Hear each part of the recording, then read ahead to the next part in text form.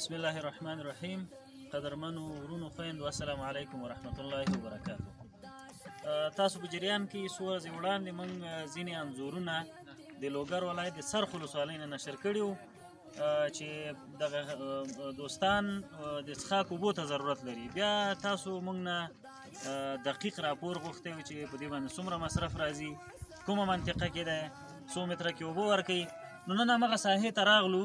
ګورې دا سپین ږیري باعزته مشران ټول دې ته منتظر دي چې یو څاڅکی اوبه پیدا کړي، هغه کور ته یوسي. دا ګلالي ماشومان یو طرف د یخ نه لړزې وهي، بل طرف نه د اوبو ضرورتونه دي.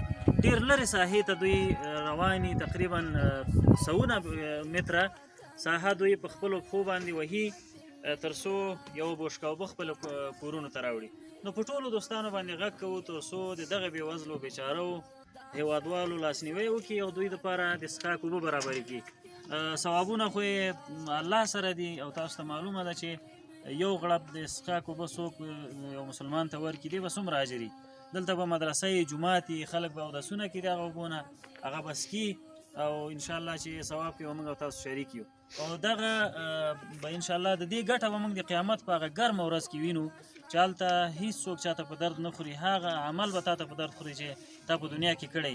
که موږ او تاسې دې دنیا کې د مسلمانانو لپاره د څښاک اوبه برابرې کړو، انشاءالله چې د قیامت په ورځ به الله جل جلاله موږ ته نعمتونه راکوي چې یو به د رسول الله صلی الله علیه وسلم د کوثر د یخو پاکو اوبو نه د رسول الله صلی الله علیه وسلم په پاکو لاسونو باندې موږ تاسو ته راکوي. دا ډېر غټه خوشحالي ده.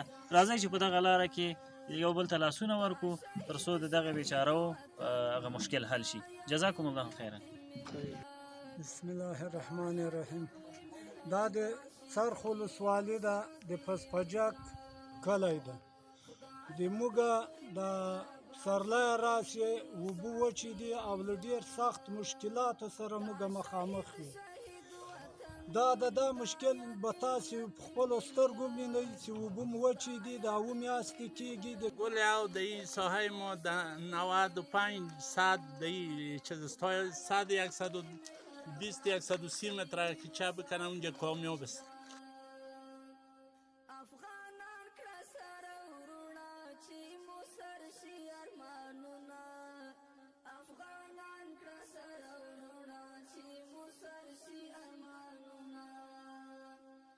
نصیب مکړه وروري، په نصیب مکړه وحدت، خدای